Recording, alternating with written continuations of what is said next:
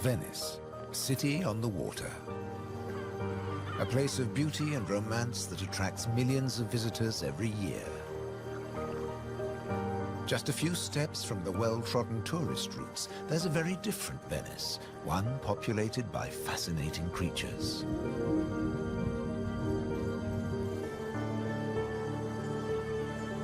This film explores a Venice that few people ever see, a city that has a surprising double life.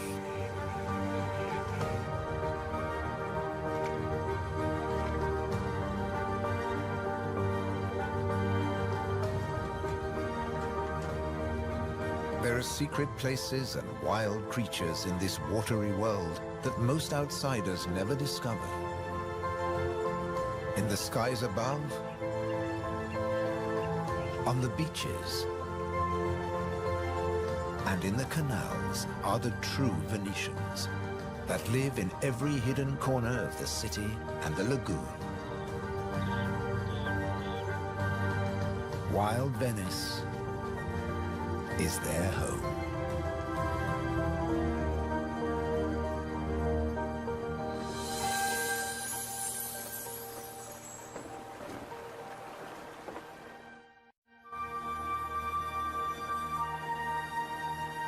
The city of Venice is built on sand, in a lagoon between the sea and the land.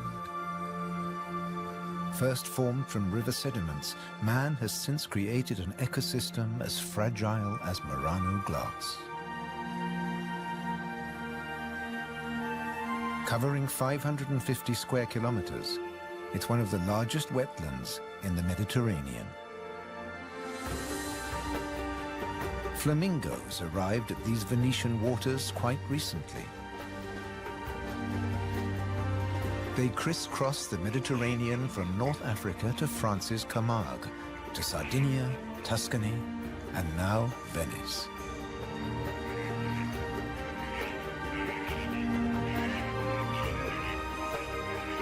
They feed on vegetable matter and small creatures they find in the mud of the lagoon. In the shadow of Venice, the lagoon is the northernmost flamingo habitat in Europe.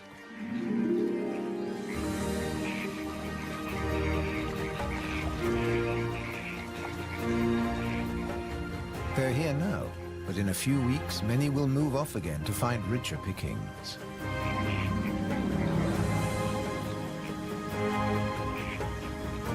Their takeoff may look clumsy, but once in the air, their flight is balletic and elegant.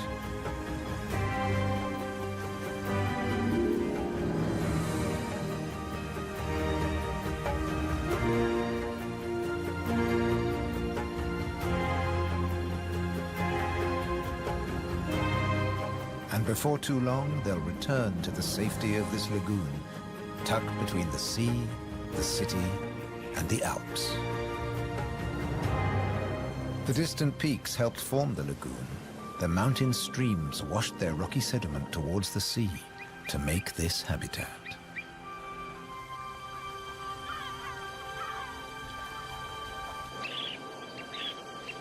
Some of the lagoon's other birds are ready to leave. Dunlin, small waders, fed well in the rich mud. They rest on the wooden piles that support the whole of Venice.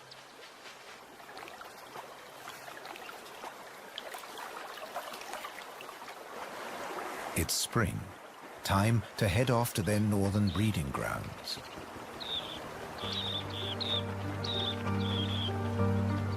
But the cormorants won't be lonely this summer.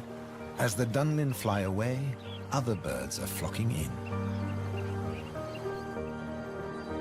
A bird's eye view reveals the full beauty of the lagoon.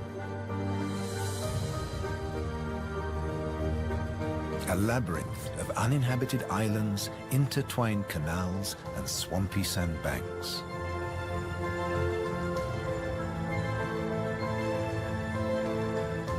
These marshy wetlands are known as the Barene. To survive here, plants need to like salt water and flooding. Natural arteries called gabi meander through the brackish gardens, keeping the lagoon alive. The same waters flow through the city. The curving streams between the islands became the magical canals of Venice.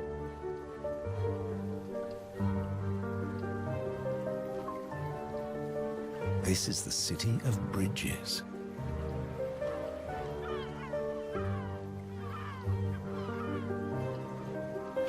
Visitors are mesmerized by the romance of the canals and the ancient architecture, and often miss the smaller, wilder sights around them.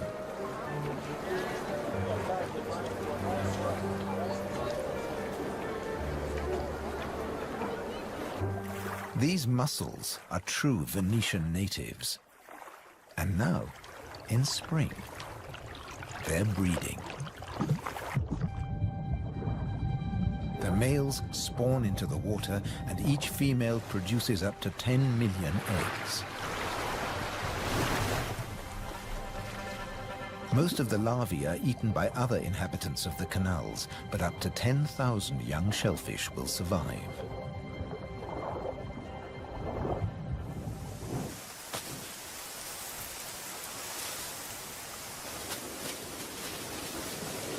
Just beyond the city, colonies of birds are breeding too.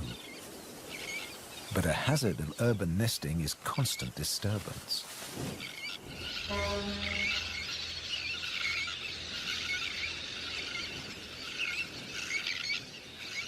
Little terns will quickly fly back to their eggs and can miraculously find their own nest scrapes in the crowded colony.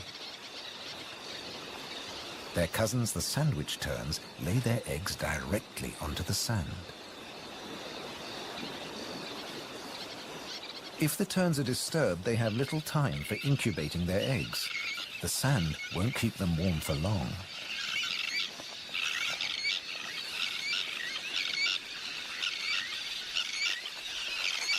And left out in the open, they could be an easy target for predators.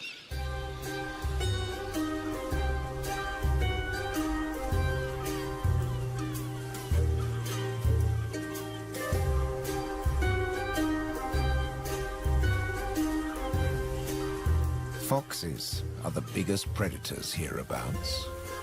But from the air, he's easy to spot. The birds make it known he's not welcome anywhere near their nests.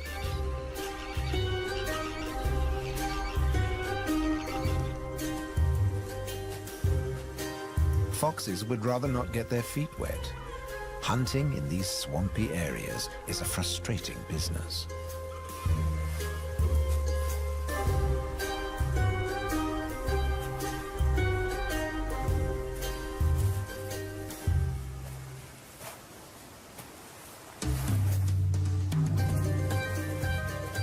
The grand leap disturbed another nesting bird. Now it's a question of following the scent.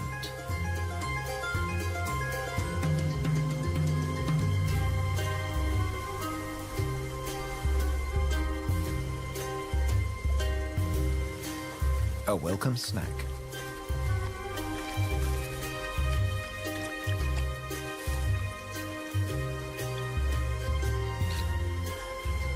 Just beyond the sand dunes is the busy colony.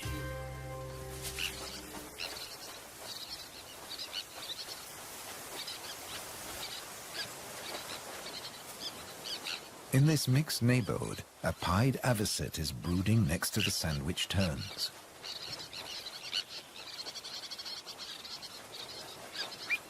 With nests so closely packed, there can be conflicting territorial claims with the common terns.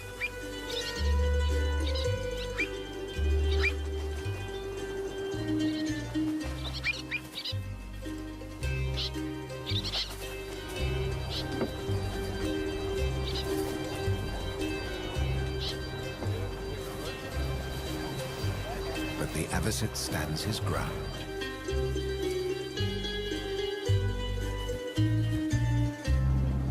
The Grand Canal is the main waterway of Venice, dividing the city in two. It follows the course of the ancient river Brenta that runs from the Alps all the way into the lagoon. It offers a journey through architectural history starting in the 13th century.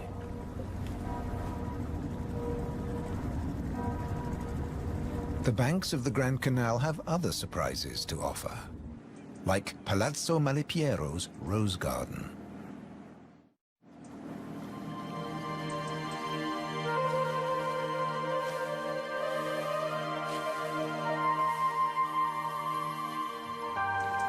Nestled between the buildings is a hidden paradise.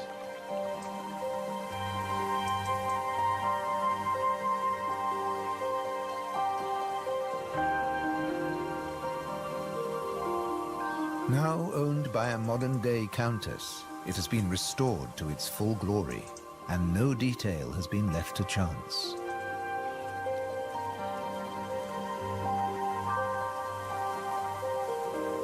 With the luxury of space in a city whose every square centimeter is exploited for maximum profit, it's also a sanctuary for many small animals.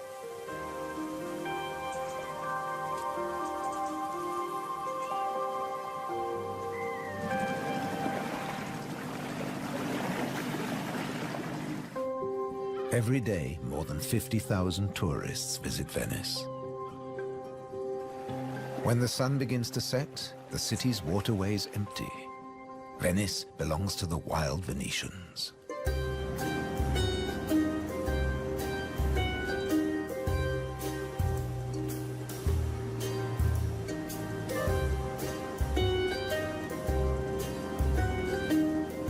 Rats prefer to search for food in the cool night air.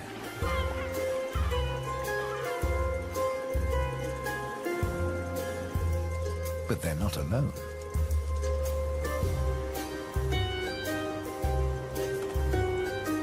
Pine martins are hungry too, and rats are on their menu. Pine martins are welcome in the city as they're natural rat catchers.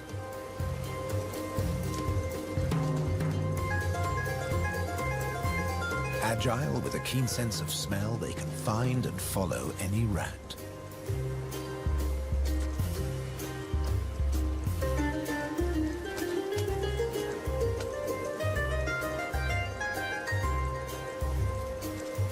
But they're endangered too. Since the rat population boomed, ironically, many martins have been killed by rat poison. The rat won the day, and the pine marten has to settle for dessert.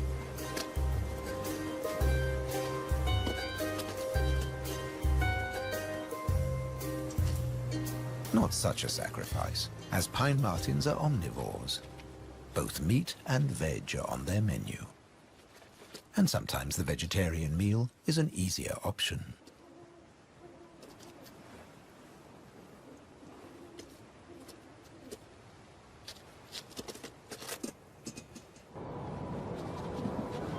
As the rat prepares to sleep, the city of Venice is beginning to wake up.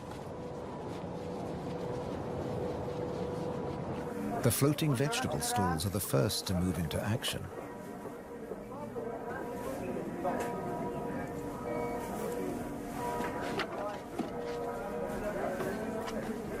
Soon these silent waterways will become busy highways again. In the 18th century, over 8,000 gondolas navigated the Venice canals. Now there are only about 400 left. Life in Venice may be moving with the times. But one thing never changes. It dictates the daily rhythms of the city and the lagoon. Twice a day, the tide rises and falls as seawater washes in and out of the lagoon.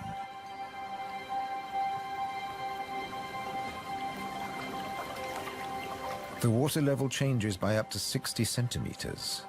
Smooth lakes disappear into swampy wetlands, only to return hours later.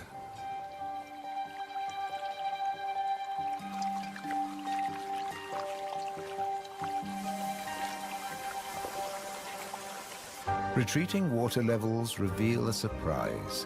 Strange islands that look like complicated water mazes. In fact, they're fisheries at the edge of the lagoon. known as the Valle da Pesca.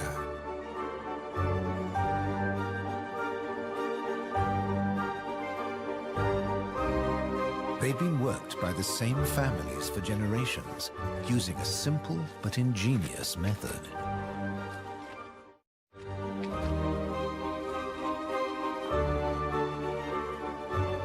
Nets are lowered into the locks that span the water channels.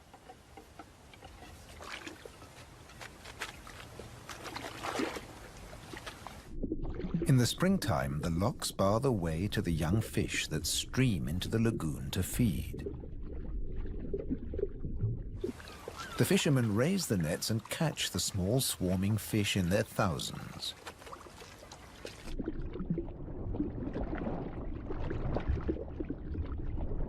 It's easy to scoop them out, but these fish are not for eating.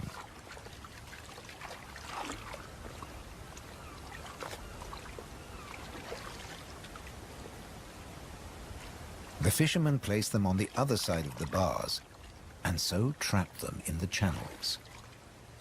Here, the spring fish are held under perfect conditions until they grow big enough to harvest.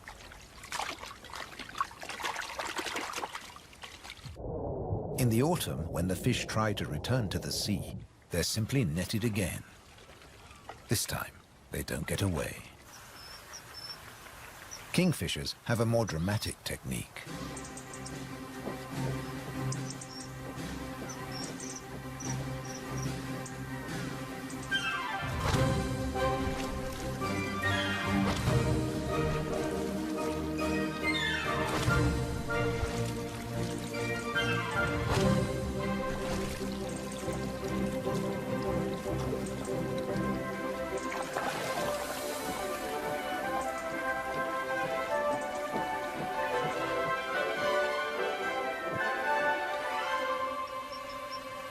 They catch up to 20 fish a day, but need even more if they have nests with hungry growing chicks.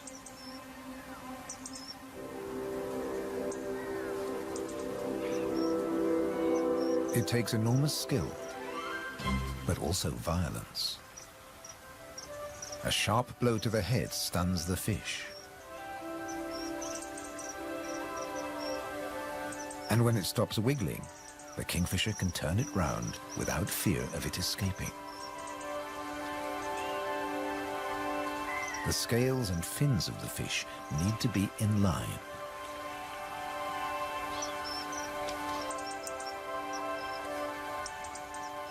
Now it's ready to swallow.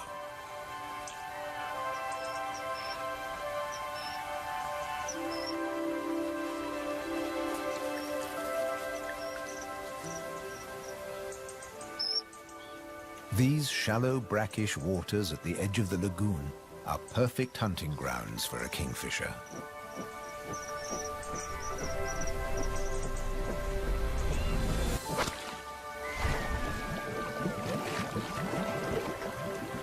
But not every dive is successful. They'll snatch the odd insect in the air, but 95% of the kingfisher's catch must be made underwater. The cormorant has an easier life, as does the little egret. And some don't even get their feathers wet while hunting. There are plenty of fish in the lagoon, but they're not only found in the wetlands. These waters flow through the city too. And there are fish to be caught in the canals. Beneath the bustling jetties of the famous vaporettos or water taxis, wildlife flourishes. Even here, the little egret can fish where the water is deeper and turbulent. It's not easy to keep an eye on a moving target from a moving base.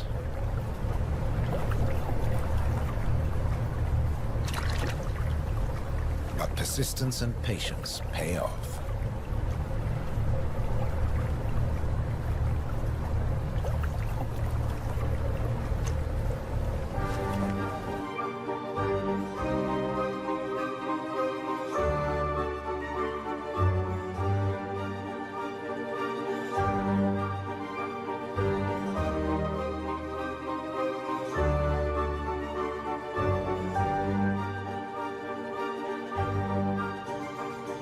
3 narrow inlets connect the lagoon to the sea. They're known as bocche, the Italian word for mouth. In spring, the fish travel into the lagoon because it's shallow, warm, and full of food. And in the autumn, they travel back out to the Adriatic Sea. The lagoon's fishermen understand the rhythms of the sea. But there was one phenomenon that remained a mystery for many years. When they cast their nets into the rich fishing grounds, they were torn to shreds. The fishermen believed that water spirits were grabbing their nets and named the area the Tenue, or Hold Fast. The Hold Fast was in fact a jagged reef, an unexpected and magical aquatic paradise.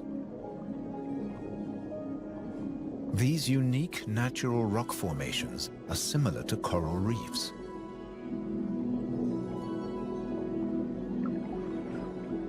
They're home to all kinds of remarkable creatures.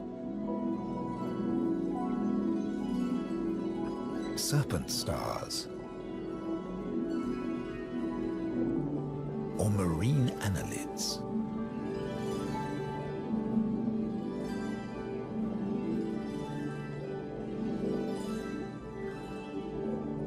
This precious area is now protected. Fishing is forbidden, diving strictly regulated.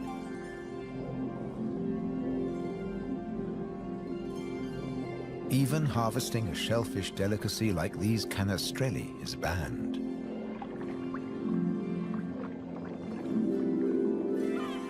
The city of Venice is lucky to have rich fishing grounds on its doorstep. The catch is seasonal, and in spring the fish are small.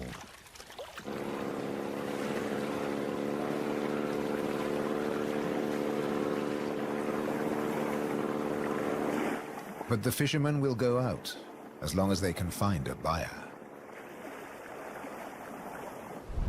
Only the weather can hold them back.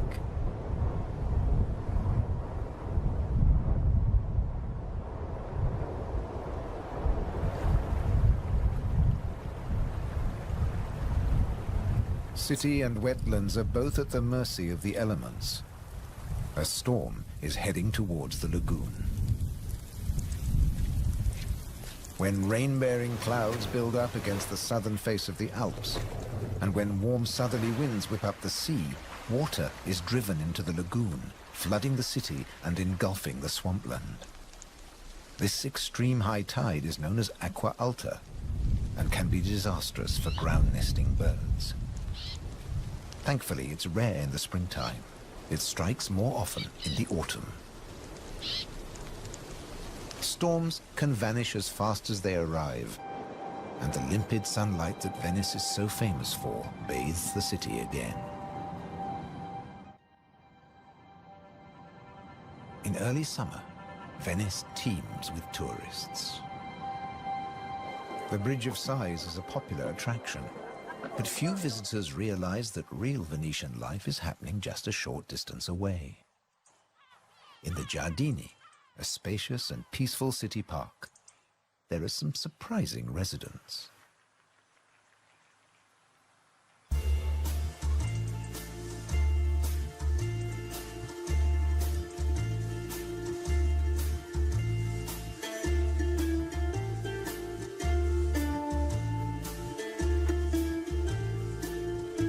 This prehistoric-looking creature is an amorous green toad looking for a mate.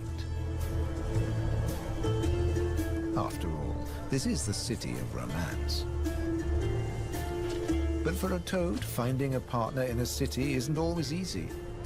Even a quiet park is full of danger and disruption.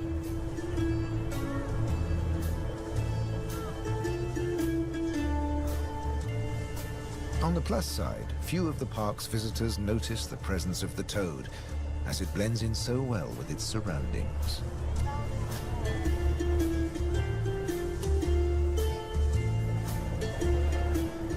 Another of the city's visitors is far more conspicuous. A stark contrast to the ancient buildings it comes to celebrate.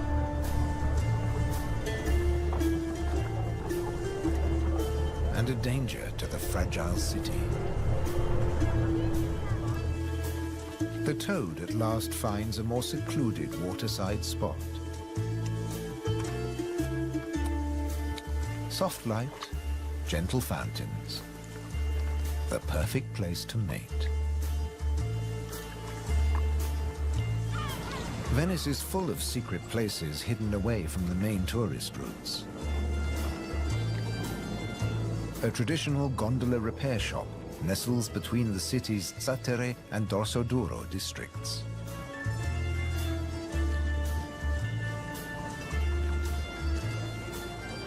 Craftsmen repair the boats in the peace of the backwaters. The tranquility also attracts some exotic-looking animals.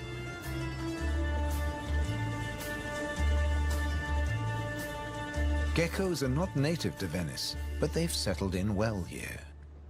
During the day, they'll sun themselves on warm stone.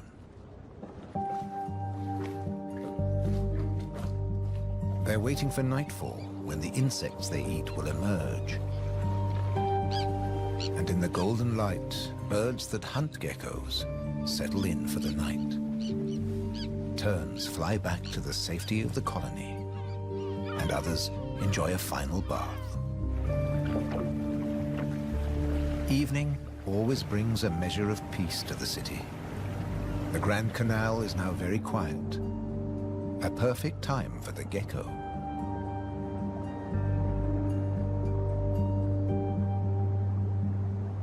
Geckos have evolved specially adapted feet that make them excellent climbers.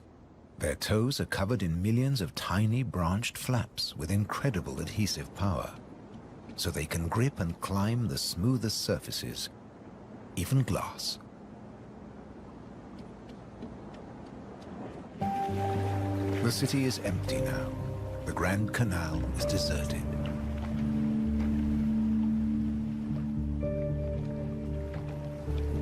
The evening's activity has passed to Venice's bars and restaurants.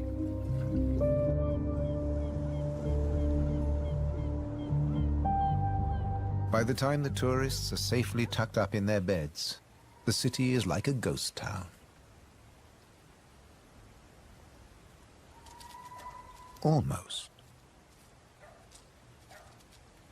A rat has ventured out to make the most of any scraps left behind.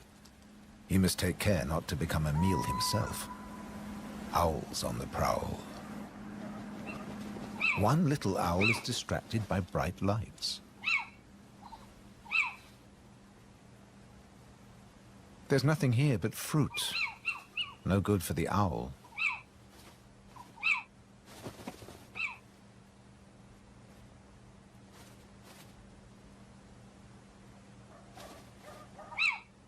This house call hasn't paid off. Time to make a swift exit. The lucky rat will make it home tonight.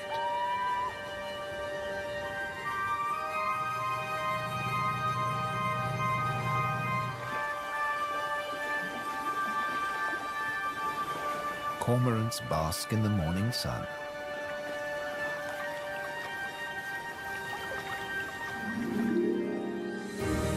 The terns start fishing early. The colony is now a hive of activity.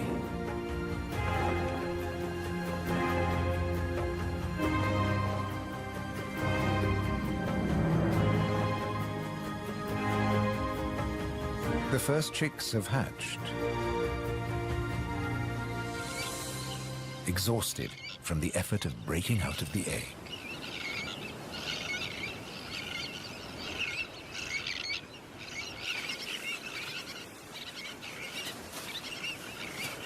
Around them, the colony has turned into a busy Italian restaurant as the adults noisily deliver their food.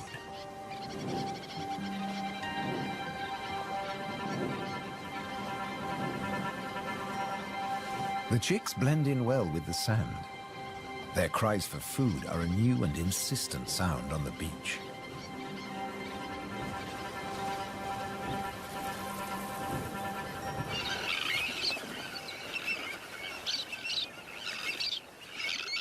Their calls are echoed by the adults, who do nothing else but feed these demanding youngsters.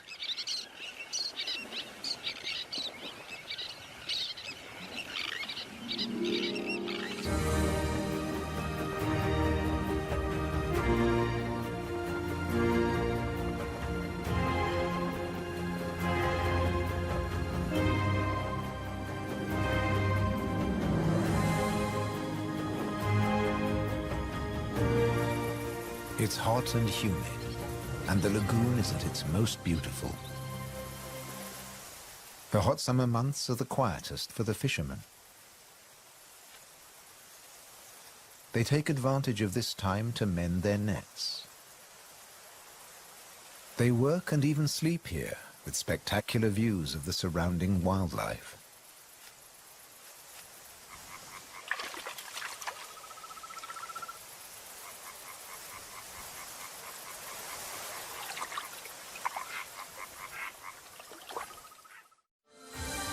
About 8% of the lagoon's surface consists of islands. 20,000 people once lived on Torcello. Now only the cathedral tower remains. Burano is known for its colorful buildings. San Francesco del Deserto is home to a Franciscan monastery. The island of Madonna del Monte is being swallowed by the lagoon, but the ruins of its monastery still stand proud.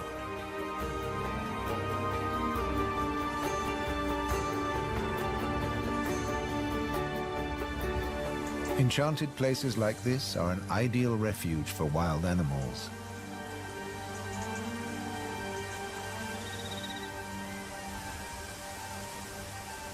And the island's ancient monastery has some new inhabitants.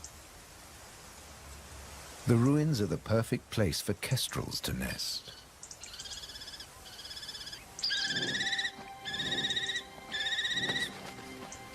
The hungry chicks are nearly as big as the adults and almost ready to fledge. Feeding this brood is a full-time job for both parents.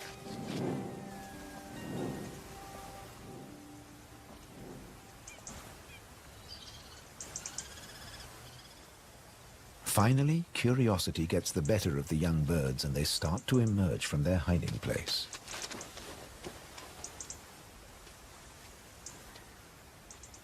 The first nervous explorer is soon followed by a sibling. They wait cautiously on a ledge, while one of the adults watches from afar.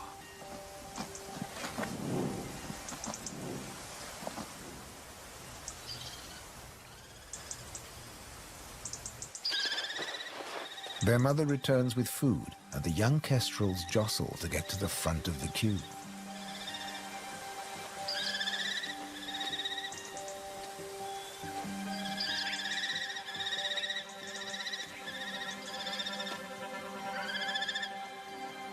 The keenest and the loudest chick is fed first.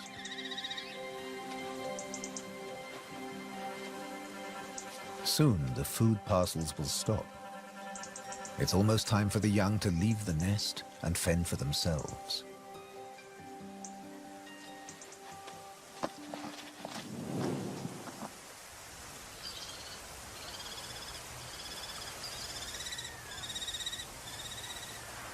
Not all of the lagoon is quite so peaceful. Venice's Lido, with its luxury hotels, is where the human bathers gather.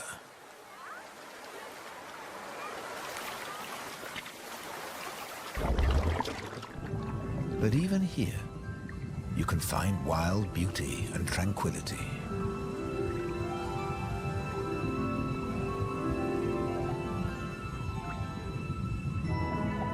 In the Tenue, Venice's reef, one of nature's most delightful performances is in full swing.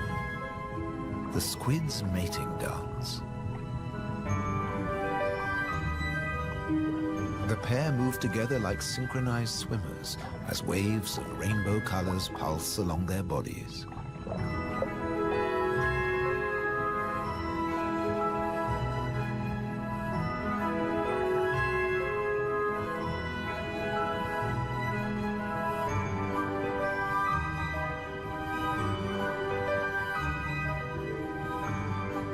It's like an underwater version of the Venice Carnival,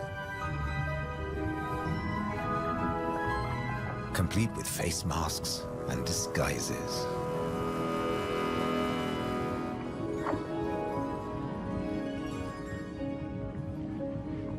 Decorator crabs change their shape by attaching sponges and algae to their bodies.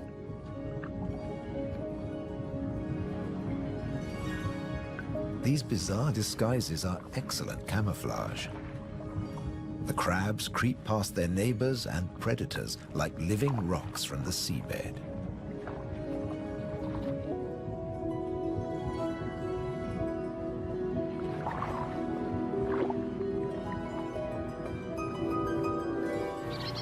The tern colony just beyond the city is flourishing. The chicks have fed well and are strong and healthy.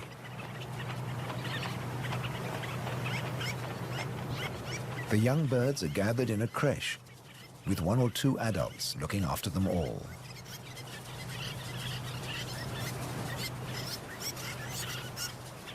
Today's lesson is elementary flight. But the teacher's demonstration is over in a flash.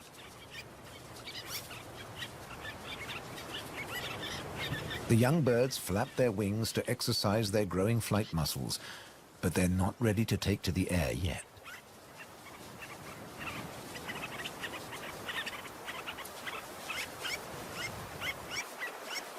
Before long, they'll be flying as well as their parents. The young kestrels are also preparing for takeoff. They bravely take the plunge and launch themselves into the air.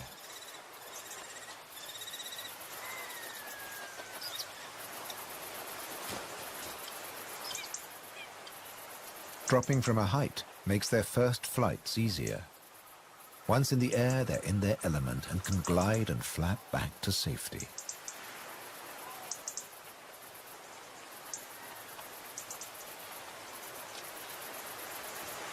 These first flights mark the end of their parental care. Now they have to find their own territory.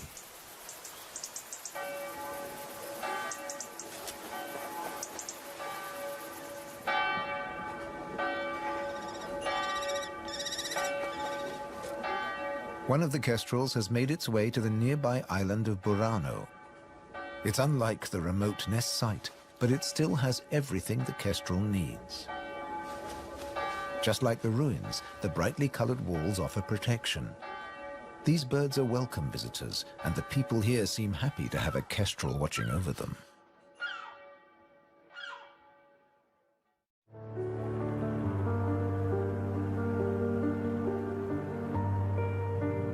Autumn has arrived, and the wetlands once again change color. A plant called glasswort is responsible for this blush of pink. It flourishes in the swampy salt marshes.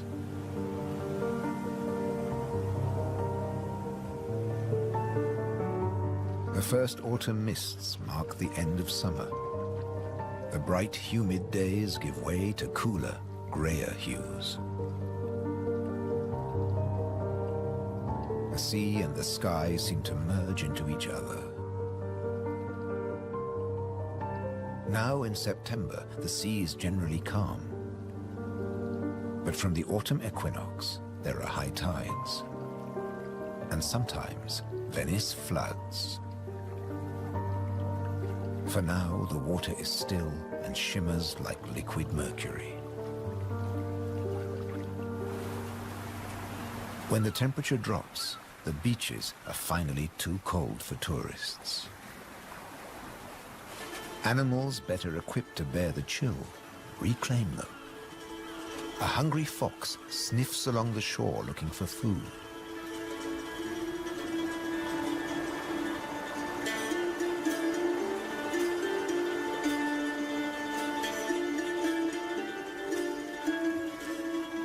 The fox has an excellent sense of smell and can see well in the twilight. It has picked up a strange scent. Something smells good to eat. But quite where this food is hidden is a mystery.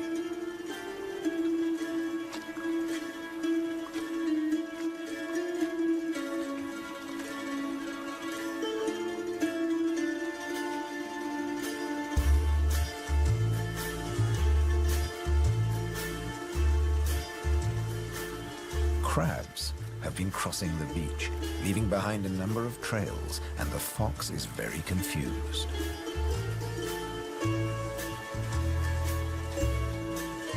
Finally, it follows its nose and comes face to face with a crab.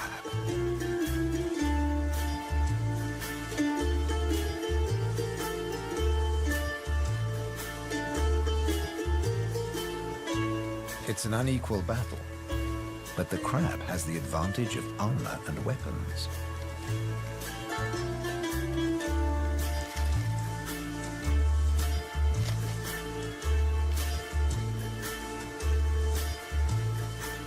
This meal is more trouble than it's worth.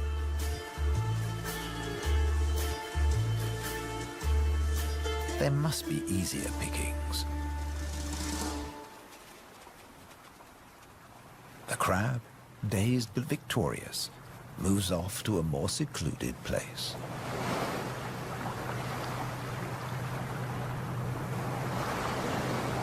More crabs congregate on the shoreline looking out to sea.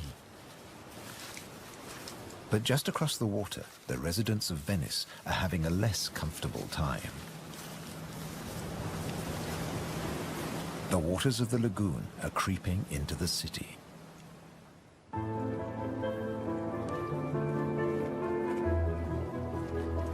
The autumn tides are getting higher, and water is seeping up through every available crack in the stones. The threat of acqua alta, the extreme high tide, is increasing every day. A combination of rising tides and the Scirocco winds cause this extreme event, and the rain just adds to it. Much of the city is only just above sea level, so there's very little to stop the floodwaters. This may look like a swimming pool, but it is in fact St. Mark's Square.